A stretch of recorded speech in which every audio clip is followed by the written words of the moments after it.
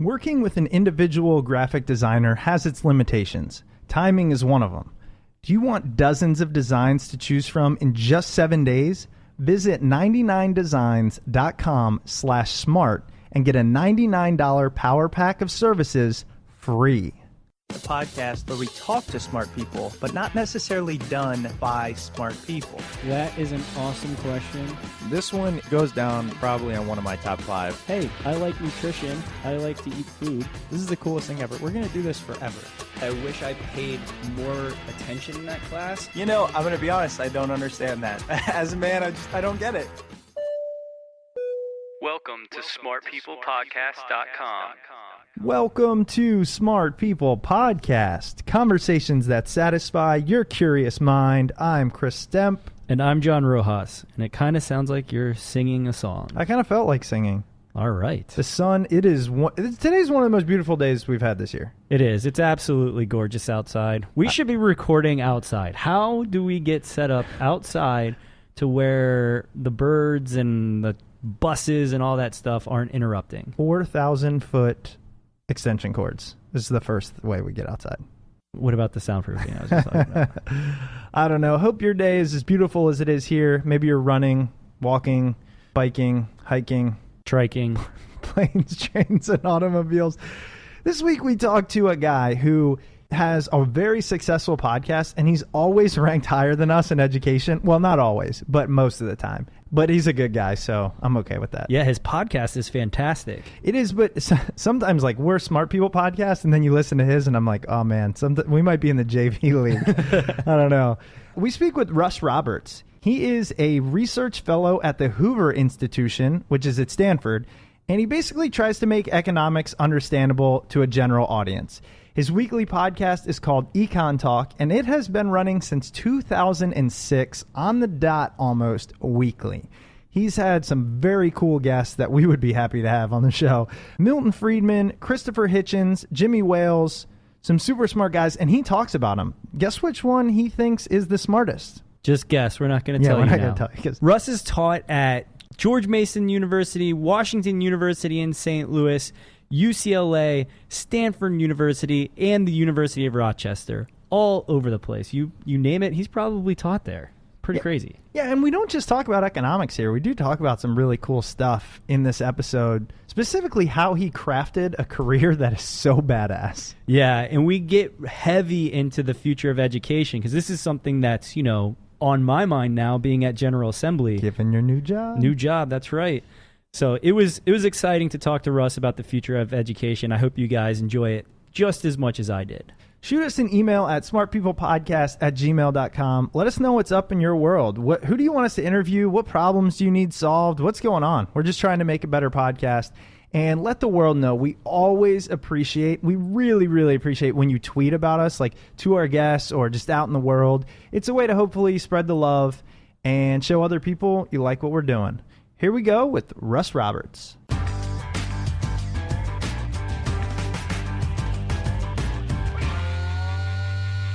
Russ, thanks so much for being on the show. Really excited to talk to you today. The first thing I want to ask you, especially with a subject like economics, which is your forte, have you always just been interested in it, or what's the background there? Actually, I took a class in high school that I didn't enjoy very much, but I did enjoy reading the book. And I started to think maybe I should take this in college. I ended up taking it in college.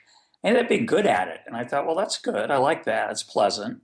And I don't think I really fell in love with it till I was about done with college. Somewhere along the way, I really found the power of economics as a lens for looking at the world to really grab me. And that's what got me going.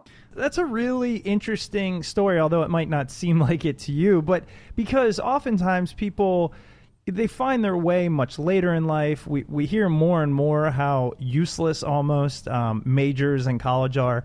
And yours seem to be quite the opposite. It's like in high school you found it, you picked it, you liked it, you learned more, and by the end it solidified it. So it's kind of I don't know, I think it's an interesting way to go about it. Well, I don't know if I was lucky or unlucky. Maybe I should have done something else. Now, trust me, from two people who have been all over the map, I wish I could just been like, boom, I like this, I'm out of here. That's really cool. So tell me about that lens that you say it helps you look at the world through. Well, economics it's a lot of different things to a lot of people. I like the line that a student told me. She had heard it from a professor. She doesn't remember which one, but the line is, economics is about getting the most out of life. And when I think about that, I think of the fact that life's about making decisions and choices. And economics forces you to think about, one, the idea of what's called opportunity cost, the idea that when you do something, you give up the opportunity to do something else.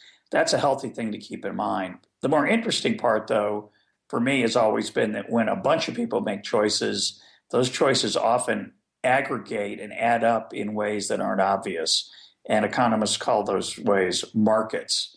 And thinking about markets, thinking about how buyers and sellers, and not just in the financial side of the economy, but in other parts of the economy, culture, religion, just about everything. There are all these interactions between different people. And if you step back, you might think it's chaos. And what economics does is helps you see it as a somewhat orderly process.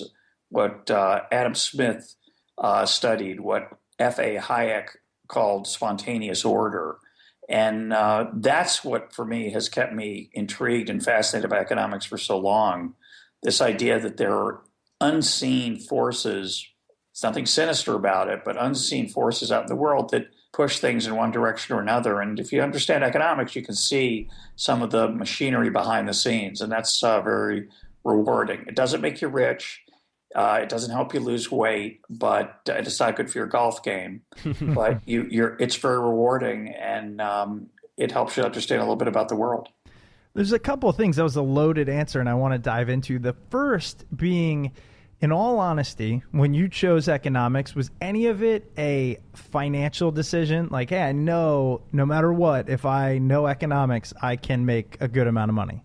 Not at all. I thought it was going to be exciting to be an economics professor. That was a little bit naive at the time. And I went off to graduate school. And for me, it was always a contrast between being a professor and being the chief economist, say, of an automobile company, where the latter being, I wasn't very worldly at the time. I really should have thought about being an economist at Goldman Sachs, but as the contrast with being a professor. But if you think about those two extremes, if you're an economist for Goldman Sachs or do analytical work for a high-end finance institution like Goldman Sachs, you make an enormous amount of money. But if you're a professor of economics, at least when I started, it's less true now, but when I started in 1980, you didn't make much money at all. And I thought that was just fine. I enjoyed the fact that a decent money, I think my starting salary in 1980 was a little under $19,000, which was great. I was happy as I could be, and I thought I had the best life possible. I still think that, even though I'm not a traditional professor anymore, and I make a little more money than $18,900. That'd be good because, even with inflation, I don't know about that. Yeah, no, there's been some inflation. 18,000 in today's dollars, it's worth quite a bit more than 18,000, but sure. It's not a high-end occupation by any means. In 1980, it wasn't. Sure. So you definitely just followed the mindset of, I'm interested in it, let's see where it leads. Yeah, when I was in graduate school, I went to the University of Chicago, and at the end of your first year, you have to take an exam, and you have to pass the exam. And I think when I took it, about 2/3 of the people flunked the exam. And you had 3 chances to pass it. And people, when they got to the first day that they got to campus, they started worrying about that exam. They started thinking, well, I got to look and see who's going to be on the committee and for the exam that year, and I should take their classes and make sure I read the right stuff. And I rejected that attitude. My view was, I'm going to learn what's interesting to me and what I love and what's fun, and I hope I'll pass. And I think that's a good way to live. Of course, sometimes don't pass. I did, as it turned out, but it is a little bit risky. But I thought the idea of studying for the exam from day one would be an incredibly corrosive experience to my intellectual curiosity. And so I think it's really nice. It doesn't always work out, but it's nice when you can follow your passion, because passion carries you a long way. So if your passion is tying enormous knots using twine, you're probably not going to be a very successful person in the financial sense, and you're probably not going to make the world a better place. So your spiritual contribution isn't going to be very large. So I don't want to suggest that passion is all that matters, but it does carry you a long way. So if you have a choice between something you love and are passionate about and something that's maybe more rewarding financially and you're not excited about it all, go for the passion. I mean, that's a no-brainer. Yeah, and I love the fact, even from the get-go when I was asking you about economics, the way you put it being the lens in which you kind of interpret the world, you can see that, like for me, when I took economics classes, and I kind of liked them, but it was always about what do I need to know for the test. But Yeah. the classes I did better at, or even in life, the things I tend to know more about, it's not at all I'm seeking an answer. I'm just kind of diving in and seeing what's going on, seeing what I can learn and what kind of lights a spark, you know? Yeah, it's a little more exhilarating. Yeah, exactly. Well, and then the other thing, going back to what you were talking about a minute ago, is you mentioned the spontaneous order, and I'm probably going to butcher this, but I think it's Hayekian. Is that right? That's correct. What does that mean? I mean, I've never heard of that phrase, but I really like where you were going with all that. So I like the phrase, I like to call it emergent order. I find that to be a little more evocative of what I think it tries to capture. The idea is that there are things out in the world that are caused by human beings that are orderly, but no one planned them or designed them. And some of those are not so good, and some of them are fabulous. So an example of one that's not so good is traffic at rush hour in most large American cities.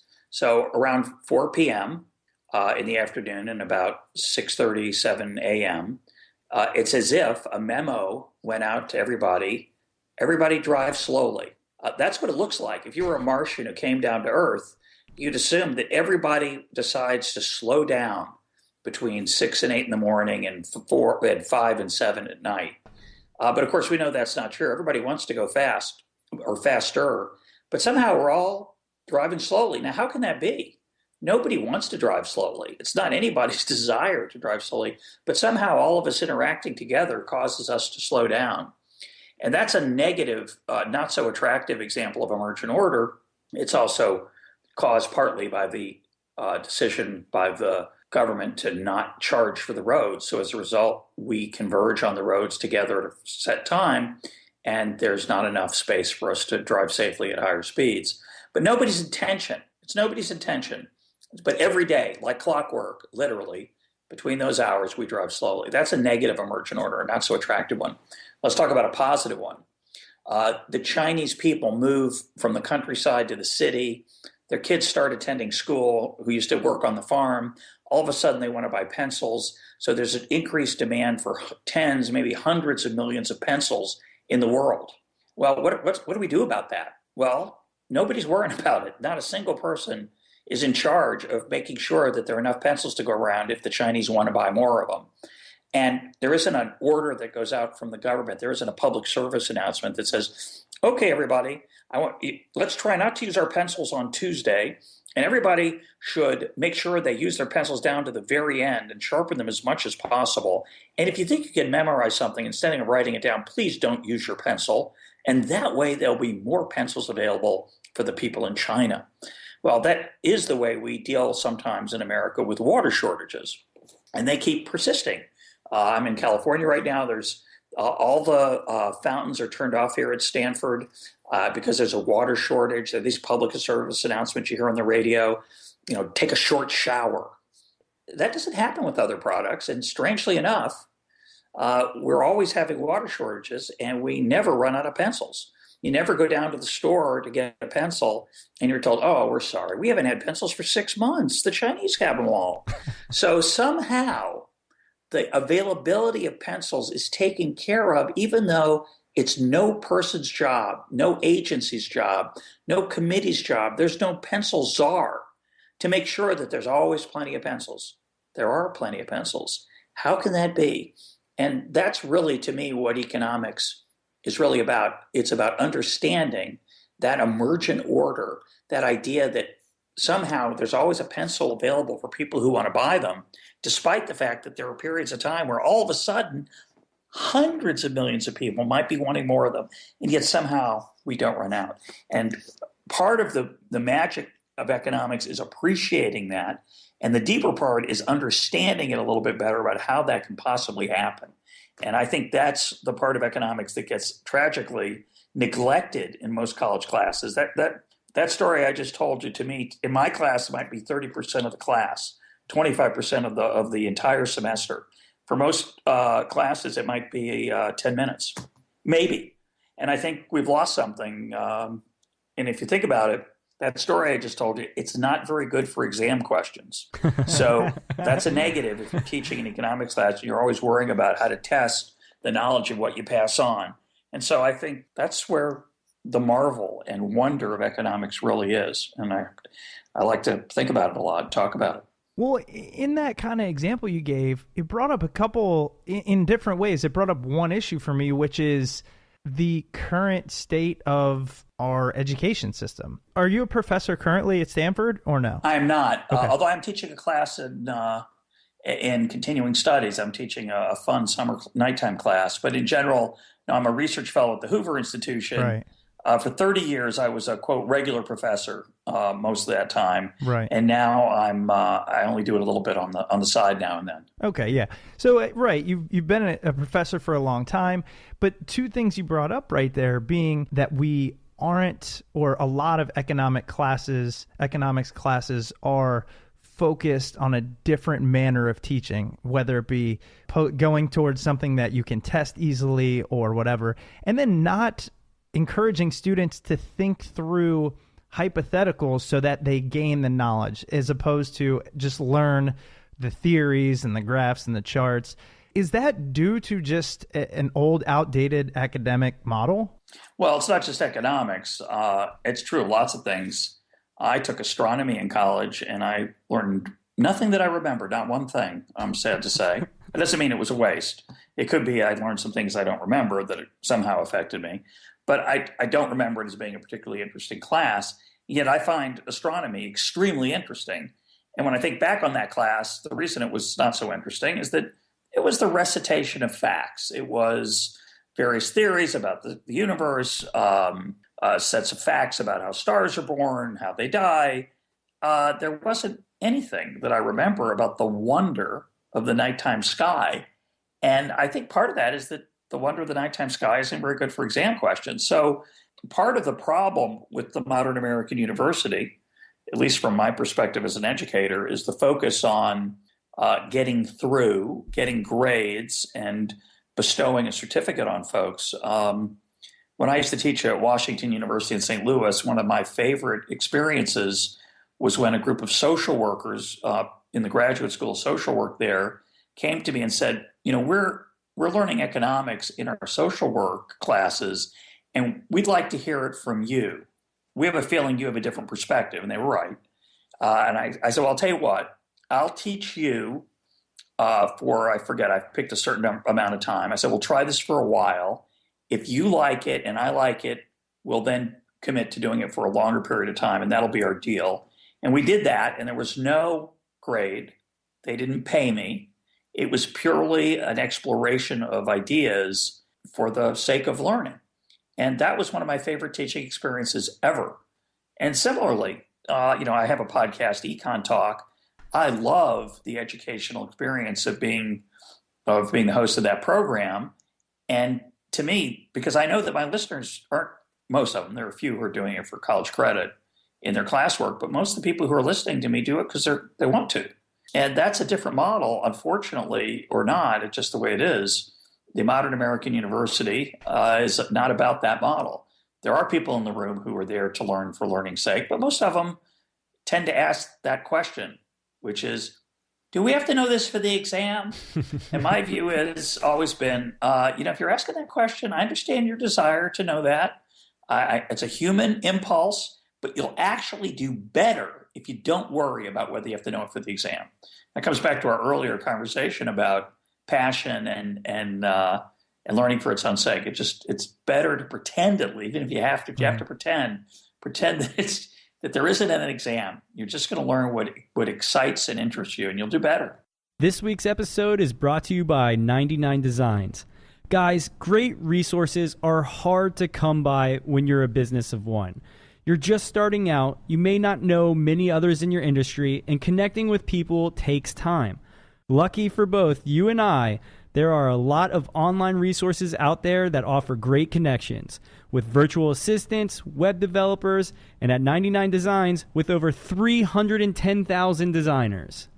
Okay, why would you want to be connected with 310,000 designers? Well, when's the last time you reached out to a single designer and they absolutely nailed your design project? I'm talking you were so satisfied that you don't know how you ever lived without them. If this has ever happened to you, then consider yourself very fortunate. A great designer is hard to come by. However, when you have multiple designers all working on your project at the same time, then you have several options to choose from, increasing your chances of getting a design you absolutely love. You get to be involved in the process and walk away with a logo, website, or other design that truly represents your brand. Visit 99designs.com/smart and get a $99 power pack of services for free. And remember, 99 Designs is supporting our show. So if this is a resource you could use, we really hope you use our link and support them. It's 99designs.com/smart. And we want to talk about EconTalk, and John actually wants to dive into a little bit more about education. But as you were talking about this, I often say to people that I was the worst student ever. And the reason is I got great grades through every year of college, high school, all that stuff. It was actually all pretty easy for me. But I can say I really don't think I liked a single class in college. And I don't know if it was my fault. It might have been, and I'll take that blame, or the professors, but all I cared about was just listen to, if you listen well enough, you can find out what they're going to want you to regurgitate later. And then that's it, and call it a day. And it just frustrates me because now, like you mentioned with you have EconTalk, we have this podcast.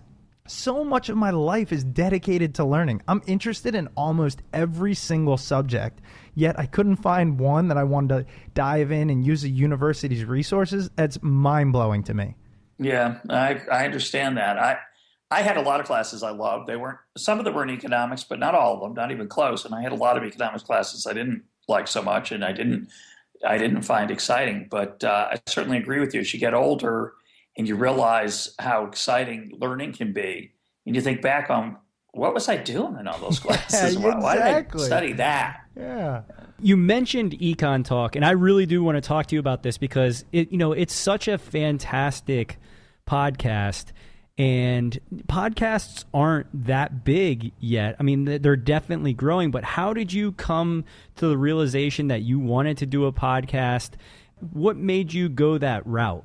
Well, I had started blogging sometime in the early 2000s. I can't remember when, but I was not an early blogger. I thought it was kind of silly, and why should I just do this? I should spend my time doing other things.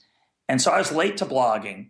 And when I found out about podcasting, I decided, well, I'm not going to be late to this. I don't know if it's going to catch on. It seems like kind of a long shot, but I don't want to be late. So I jumped in, and very quickly after I jumped in, I realized that for it to be effective, I had to do it frequently. And I very early on decided to do it every once a week. And when I started, people said, "Oh, you're wasting your time. No one's going to listen." And for an hour, people like short things. They like 2 to 3 minutes. And I just decided I wanted to do long form. I wanted to do an hour or something like an hour eventually. At first, I started different lengths of time, but eventually I settled in on about 60 minutes. And people said, "Oh, no one wants that. They don't have the time." And they were wrong. The reason they were wrong, though, is they didn't anticipate how the smartphone would change people's listening habits and their ability to listen to great content as they commuted or exercised or walked their dog.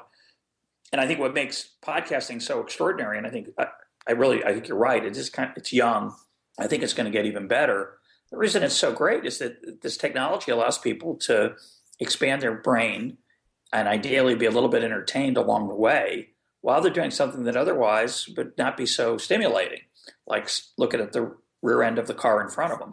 So it's been an extraordinary thing. It's really changed my life and allowed me, as you know, to talk to interesting people every week. It's really a wonderful intellectually stimulating activity for me. Obviously, I'm trying to create interesting material for my listeners, but for me, it's exhilarating. For me, it's educational. So I'm amazed at how often I see connections between things out in the world and things I've interviewed guests about. It's really fun.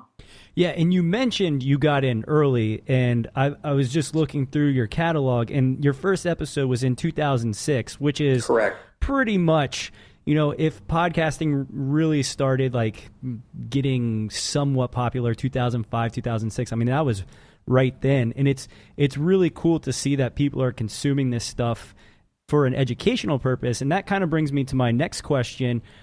We talked about the current state of academia in America, and we're learning to regurgitate test answers, exam answers, that type of thing. What is your thought about the future of education? Do you see podcasts and MOOCs and other things that are out there as these alternative education platforms becoming even bigger than they are today? Yeah, I think we've only scratched the surface. I think, we're in a very experimental phase. People trying all kinds of different things. Some people are discouraged because it hasn't changed the world overnight, but most things don't change the world overnight. I think this will change the world over time. And I think, the reason it's important is that, like many industries or institutions, education is a pretty sclerotic industry. It's extremely clogged with habits and culture and customs that may not be the best ones. And normally those would disappear, the lousy ones, but it's not a very competitive environment. And so the competitive pressure to innovate and please your customers is not there in most cases. And what I see this technology doing is giving an end around to the barriers to competition that are in place. And as a result, I think there's going to be some potential for tremendous changes, certainly outside the United States in poorer countries who are going to have access now to incredible resources in learning how to be computer savvy or to do coding. But I'm optimistic that it'll also have a big effect on the educational process here in the United States, which is, of course, mediocre at many levels. There are parts of the United States educational system that are first rate. There are some first-rate high schools and a lot of first-rate universities, first-rate classes, but there's not excellence across the board or anything remotely close to it. And the opportunity to access a brilliant teacher who right now is reaching 70 students or 30 students or at most 400 or 500 students and instead reach 100,000 or 500,000 students, that's a game changer. It hasn't had its full impact yet. We're still working on ways to improve it, to allow for more interaction, to test over the internet or still in brick and mortar ways using internet material. So that's all still, in transition. But as we move forward, I think it's going to have an enormous impact. Yeah, and personally, I think that one of the reasons that education is so clogged is because of archaic policy or just absurd policy that's out there.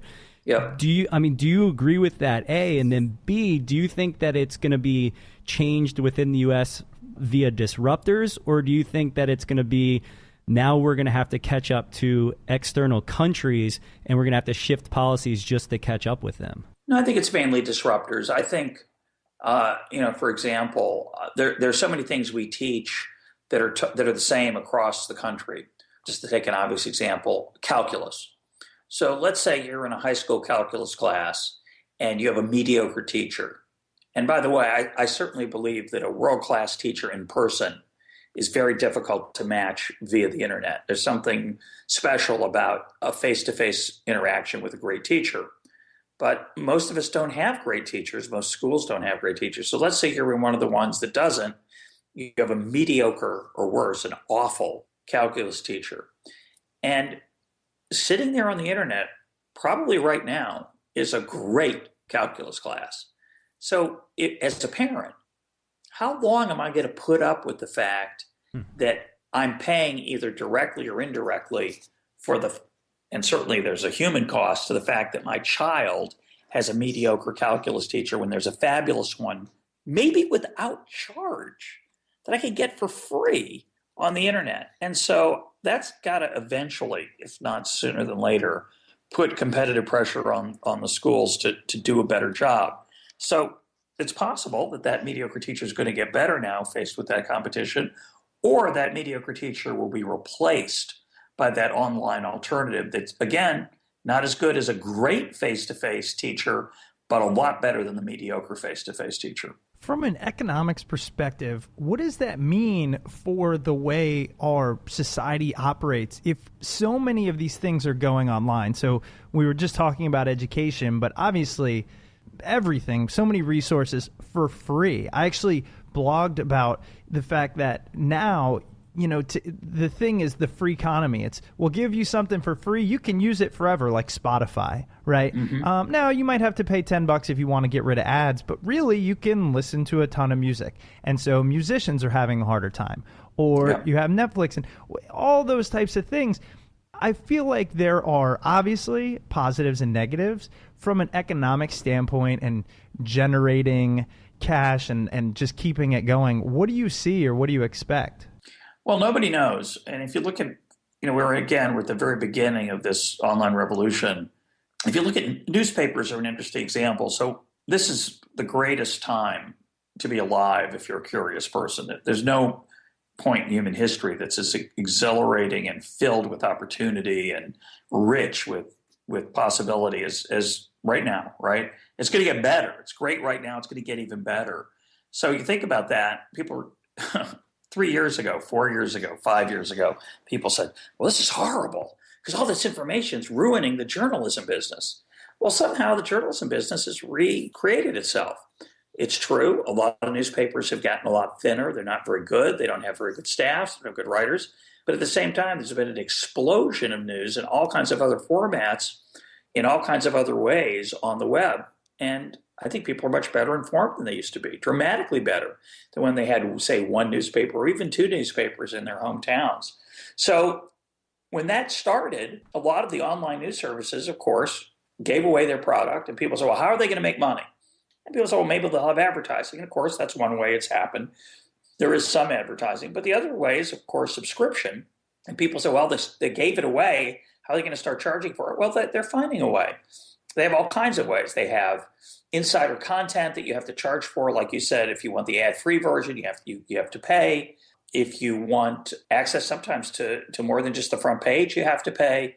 So we don't know how it's going to all fall out. It's early still, but people will, I think, find ways to make this business model successful.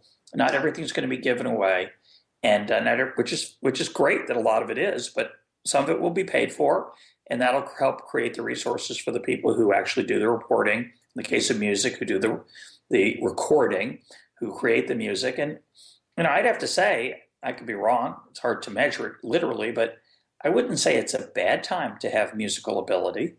It's true. If in the old days, if you had old days meaning 15 years ago, you're a great musician. You'd get snapped up by a record company, and you'd get a contract. Of course, they didn't get everybody. They'd miss some great opportunities because they only had a limited amount of resources, and they had to market very intensely to get the word out about these people, the musicians they had, the records and music that was being recorded.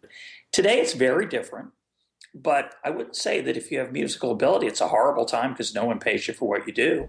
There's still a lot of people, maybe even more than before, creating great music. And so it's great to be a listener. Just an extraordinary thing.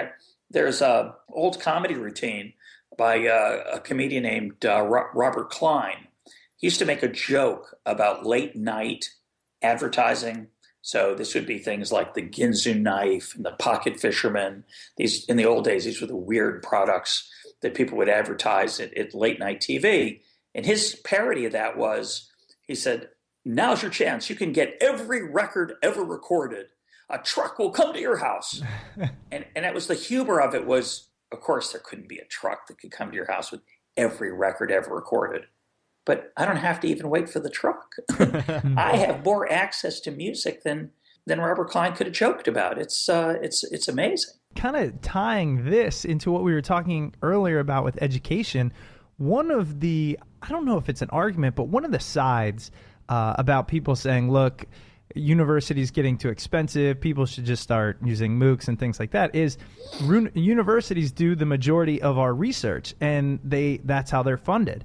And I know, and I kind of wanted to talk about the Hoover Institution.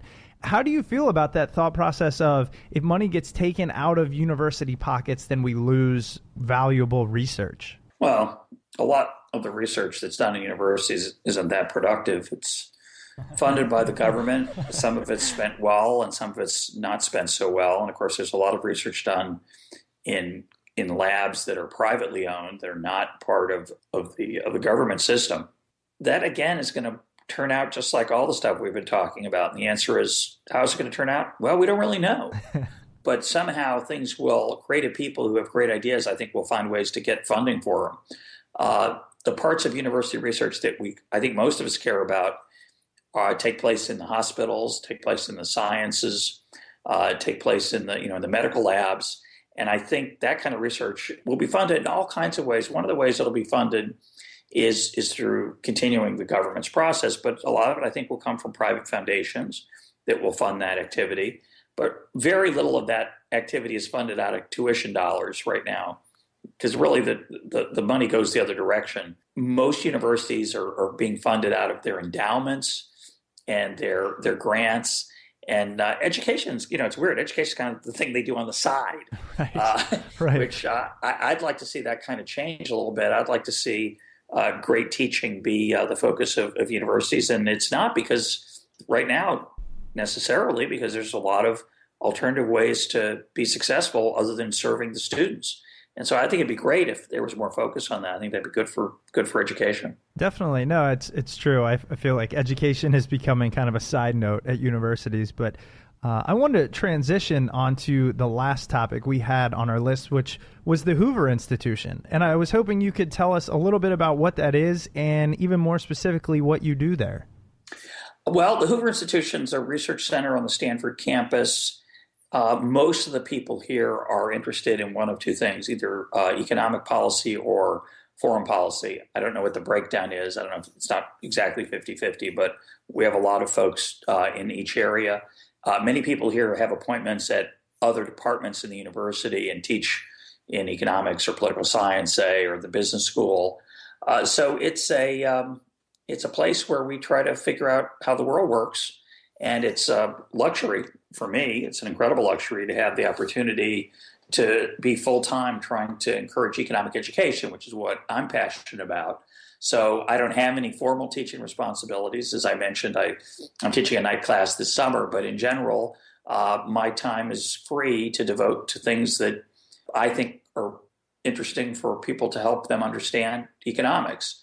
So the podcast I mentioned, the books that I work on, the videos that I try to create online, those are my job as a fellow here at the Hoover Institution. And I got to have the best job in the world. I was just about to say, that is literally the coolest job. It's not even fair.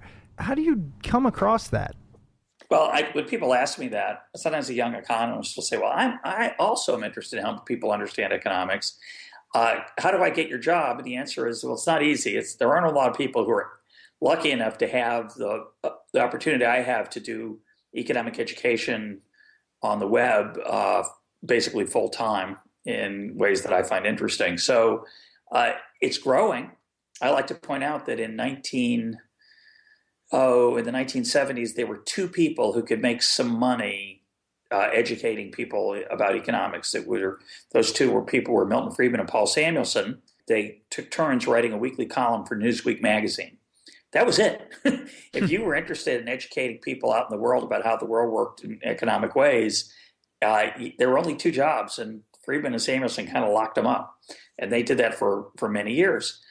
It's an amazing thing that we live in a time now where a creative person can use an ability to communicate with insights, just as you do, to create a podcast, to create a blog, to have a YouTube channel.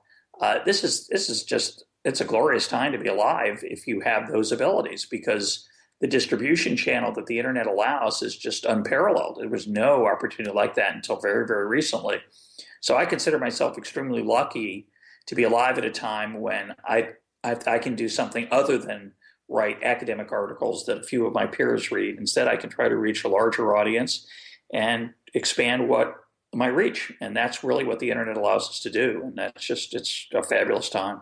Yeah, I couldn't agree with you more. I mean, podcasting being a huge part of our lives and something that's just fantastic. And I really commend you for kind of going this route and saying, you know what, I'm gonna work on explaining things to the masses, as opposed to, which I think some people do, to stroke my ego, I'm going to write a bunch of research papers that 13 people that already know it will read. And I don't know. I love that. The last thing just came to me as I was kind of looking over your guest list over the years. It is literally the who's who. You've had some great guests. This question is probably going to stump you, but who jumps out in your mind as perhaps the smartest person you've ever talked to? Well, that's a tough one, obviously, because I've talked to a lot of smart people, and so many of them are smarter than I am. So it's my original reaction often when I finish an interview to say, "Wow, right, that was so interesting. That guy's so smart, or she's so brilliant." So it's not easy. I've been fortunate enough to interview a number of the intellectual heroes of my youth, people like Milton Friedman or Gary Becker, who was my advisor at the University of Chicago, who recently passed away, and there are many, many others like that. They're all very, very, very bright people. At the same time, I recently interviewed Mark Andreessen, who was co-founder of Netscape, Mosaic, and is now a very successful venture capitalist in Silicon Valley. And I'm just blown away by his insights into Bitcoin and the venture capital world and the investment world. I got to interview John Bogle a few years back, the founder of Vanguard. Talk about a world-changing insight, the idea of an index mutual fund. Here's an easier question to answer. Who's the most articulate person I've interviewed? It might be Christopher Hitchens, the late journalist, essayist, author. It was a thrill to interview him about George Orwell, who's his intellectual hero. And when I was done with that interview, I remember thinking, boy, is that Christopher Hitchens a good talker? Yeah. That guy can really string together a sentence. George Will, Mark Halperin, probably my favorite author of fiction, Mark Halperin. It was a thrill to interview him because he and George Will, their ability to speak off the cuff without notes and string together sentences and paragraphs. Richard Epstein, the legal professor of NYU and University of Chicago, same ability. He speaks in full paragraphs. So those are the people. I don't know if they're the smartest, but they sure are fun to listen to. Yeah, no, it's funny because Christopher Hitchens is one that, I mean, I didn't know if you'd mentioned him or not, but just when you listen, I watch his YouTube videos and all the debates he does and everything. The guy, he's just incredible. And a lot of it's like you mentioned, and we've talked to people on the podcast who are, communications coaches and all this. And it comes down to oftentimes your ability to just get your thought out of your head in a way that makes sense to the other person. And it's as simple as that. Yeah. As simple as that, I say. As simple as that, yeah. It's harder than it sounds. It sounds easy. Well, Russ, I don't want to take up any more of your time. This has been awesome. I love talking to you. Love your podcast, which is EconTalk for all our listeners, and we will link to that. Is there anywhere else that you kind of put work out there that you'd like people to check out? Well, I archive some of my writing at invisibleheart.com. It's out of date right now, but there's still a lot of interesting things that are up there from the past, and I'm hoping to revitalize that shortly. You can follow me on Twitter at EconTalker. I blog at Cafe Hayek, but not much lately because I'm just so busy, but I hope to get back there soon. So those are the easiest ways to find me. That's awesome. Well, again, thanks so much for being on the show. We really appreciate it. Thank you. My pleasure. All right. Have a great night, Russ. Take care. All right. Bye-bye. Bye-bye. Welcome back. I hope you guys enjoyed that conversation with Russ Roberts. As I'm sitting here thinking about all the awesome tweets and emails we get, I wonder if we should spend a little bit of time in the outro personally thanking these people or reading the awesome ones we get. I don't know. We get awesome ones every single day. I love it. And maybe it's time that this might inspire other people to send stuff in so they can hear it read on the show. Well, I love it. I mean, not even for that purpose that, to inspire people and to force action or whatever, but it's a way of kind of when people just take time to write us an email, and granted, we're taking time to do the podcast, but I'm just like, man, that's so cool. Like, that's thoughtful. Yeah, connections are wonderful. Yeah, it feels good Who, inside. who doesn't love human connection? So maybe we'll do that. You know what else I was thinking? I've been doing this on the intro, but I'm going to do it a little bit on the outro. Since we talked about in this episode how Russ created this career and this life that he's loved, I'm wondering if you're thinking, man, I want to create something that every day I wake up and enjoy. And if you know my journey, I've struggled through careers I didn't like, and finally we took a sabbatical, started the podcast, worked for a nonprofit, all this good stuff. And I really want to help others do the same thing. I want to help you utilize your natural talents, what you're good at, but you might not see it. And I want to help you find it, utilize it, better the world. So shoot me an email at chris@chrisstemp.com. We'll set up a time, we'll chat. Some of you just think, oh, what's he doing? But I am formally trained in career and life coaching by the Coaches Training Institute, which is recognized by the ICF. So I am a professional. Yeah, not guys, just a podcaster. Take him up on this offer. I might be biased, but it is definitely worth you at least filling his inbox and connecting with him, because, you know, what do you really have to lose to just have an email conversation or a Skype conversation? You'll get some good advice. Again, I know I might be biased, but do it anyways. It's a step that, you know, a lot of people need to take, and hey, when it's a free step, it's definitely worth it. Appreciate that, John. We're just spitballing here, but even if you don't take us up on that, continue listening. Smart People Podcast. We love you. Catch you next week.